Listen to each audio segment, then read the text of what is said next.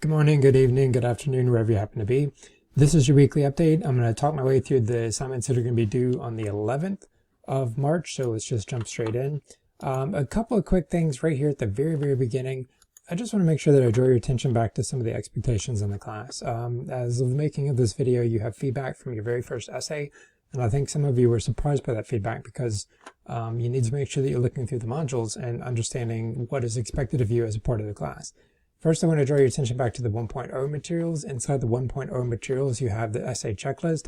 This is also linked in every single essay in the entire course, and for a reason, and that is because as you finalize your essay, you need to make sure you go down this checklist and that you're reviewing your essay using these factors.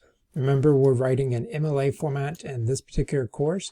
This is an essay checklist that we share with all of our courses, which includes some courses that use APA format, so you can ignore that part for now. Make sure you're reviewing the information on the introduction, on the content, the conclusion. Make sure that you're reviewing some of the basics that we have here for grammar. If you need help with grammar, you can click the button over here on the left. It says help in Canvas, and you have grammar resources right there.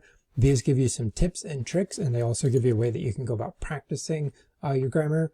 One of the things that got a lot of you, and this is something that I gave feedback on before in some of the earlier assignments, 1.1, 1.2, style. So make sure that you're reviewing style. I do expect formal markers throughout your work. No contractions, no use of the second person, no beginning a sentence with the coordinated conjunction. All of those are markers of formality. And again, that's something that I'm grading for. It's on every single rubric throughout all the assignments. It's a part of college writing. So make sure you're reviewing evidence, illustrations, and then we're working our way through the art of rhetoric right now.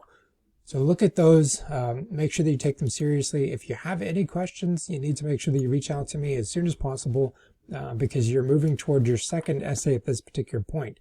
A couple of quick things about the second essay. Again, use the video at the top, understand that you're putting together material from the 2.1 and 2.1e. So you're using that feedback. You should be using the feedback, especially the feedback that I'm supplying to you. If you can't see the feedback, I promise you, I'm supplying feedback. If you can't see the feedback, contact me and I will help walk you through it. I've already done that with a couple of people at this point because I want to make sure that you can see what I'm supplying to you because it is important.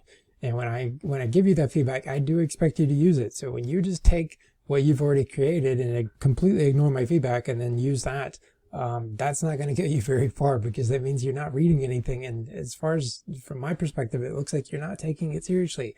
I know that you are. So you need to make sure that you are using that feedback in order to improve your work going forward. Okay, so again, we're in the 2.2 right here. There's your link to the essay checklist. Go look at the sample essay for this particular module. It does a really great job of giving you a particular pattern and then making a choice based on that pattern. So you can model your essay based on that if you need to. There's a resource right here that shows you how to find feedback. Again, I promise you I'm supplying feedback. Here's an image of the rubric that you'll be graded on, so you can go through and check your essay to make sure that you have all of these requirements. You can see that some of the requirements build from what we've already done in the first module. So like I told you before in prior videos, we're going to start here. It's pretty simple stuff, but then we're going to start layering things on top of it. And as we continue to layer things on top of it, those expectations will continue to snowball. And we're not just going to say, okay, we did that, check. No, we did that. Now we're going to add that. Now we're going to add that. So you can see you need more than 5 paragraphs. You need formal writing. You need good grammar and proper grammar and spelling. You need to use now compare and contrast patterns and narrative and descriptive techniques. Also, this was on the last one too. That's caught for some of you. I don't know. You just did not pay attention to this particular aspect. I always give the analogy of if you go to a biology exam and you take a biology exam and there are 100 questions on there and you answer 50 of them and they're all right and they're perfect, fantastic, but there's no reason that you should expect to get more than 50 because you only answered half of them. Same thing here. I'm asking for a 3-page essay, and if you only hand in 2 pages, there's no reason for you to receive full credit. It doesn't matter how good it was. I can give you a lot of credit for what you did hand in, but I can't give you full credit, and there's every reason in the world to take 25 points off per missing page, which is actually a little bit of a bonus. It should be somewhere around 33 points, but 25 points is what we landed on. So pay attention to these aspects. Again, you're being graded on them. If I were in your position, I would want to know what those things are. All right, let's jump over here to the critique, because that's going to be your next essay, and that's you also have something to do simultaneously in the third module. The very first thing you need to do is what I showed you in the past, which is look at these articles down here at the bottom and pick one of them.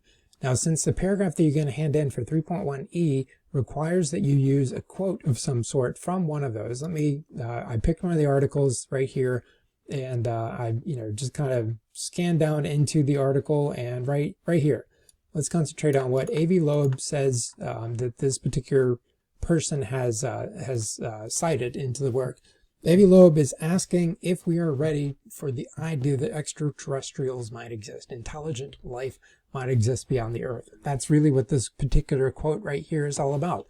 So if you're going to use that quote inside your particular paragraph, you don't want to just drop that quote in. You don't want to just say, Avi Loeb says, is human civilization ready to confront what follows? Are accepting the plausible conclusion arrived at through evidence-backed hypotheses that terrestrial life isn't unique and perhaps not even particularly impressive. Okay, what does that mean? I don't know what that means. You haven't given me any context as your reader. I need some context. Who is Avi Loeb? I don't know. I'm your reader. I have no idea. Tell me who he is. Why does what he has to say matter? Why is that quote any different than a crazy Uncle Earl out in the woods telling me that aliens, come down and he wears a tinfoil hat to keep them from picking him up and carrying him away in his flying saucer? You need to make sure you tell me who he is so that I understand why his attitude and his opinion matter. Now that's step number one. Step number two is, what does that mean? I just read the quote and I have given no context whatsoever. Avi Loeb, the famous astrobiologist, I believe he calls himself an astrobiologist. Let's see up here at the top. Astrophysicist, astrobiologist, either one, whatever he happens to call himself. I don't remember a specific title right now. States that human civilization may not be ready to confront what follows, which is accepting the plausible conclusion that terrestrial life isn't unique. Now, I've used an ellipses there to eliminate some of that information. I'm given the quote, I've told you who he is so that you have a better understanding of what matters, but now I need to give more than that. This shows that Avi Loeb is making an argument that may be somewhat outside of mainstream science, that humans may not be ready to confront such a possibility, which is one of the reasons that people denied that Oumuamua, which is the pronunciation of this right here, could have been an extraterrestrial object that visited us in 2017. So, as such, now, again, person, I've qualified him, here's what he said, and now I've also given you a reason that matters. You can't just take the quote, just drop it in. You have to give me more than that as your reader. And I'm not saying me personally, I'm saying me in a generalized sense. Any reader that you have, you need to supply that information. Now, how do we quote that? How do we cite that inside our work? Now listen carefully to what I'm about to say. This is Avi Loeb saying this. This is not the author of this particular work, Dennis Overbye, saying this. So as such, you have got to be careful. This is Loeb, QTD period, quoted in Overbye. Okay, that's what you need inside parentheses. There are no page numbers on this document. You should not invent page numbers for this document. You do not cite by the document title, because we have an actual author listed here, so you need to cite by him. But he's not the one that said this. It's Avi Loeb. So Loeb needs to be cited. Loeb quoted in Overbye. And that's exactly what it needs to be, in text, in parentheses, with the period after it. Okay. One of the best, again, websites, and this is covered inside the materials themselves, but I just want to direct you back to this.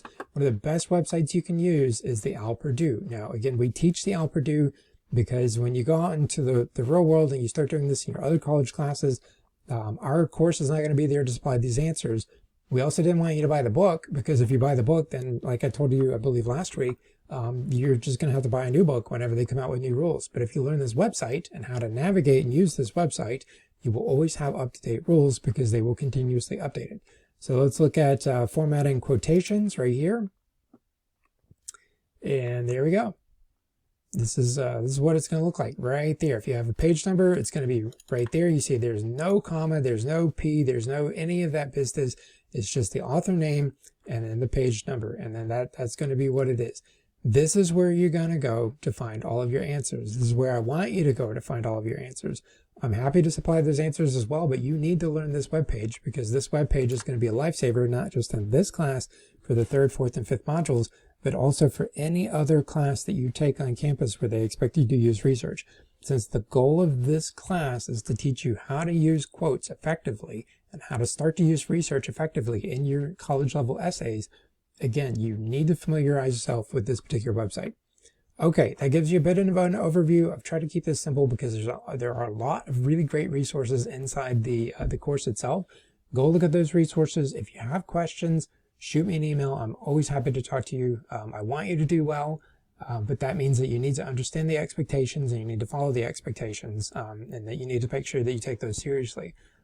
So I will see you next time. I hope that you enjoy your spring break briefly. Since we're on a 12-week structure, like I told you before, we don't have a lot of time to take a break. So we're doing the 2.1 this week, which will be due tomorrow as of the posting of this video. But then going into next week, you'll have your essay due. Okay. All right. I'll see you later.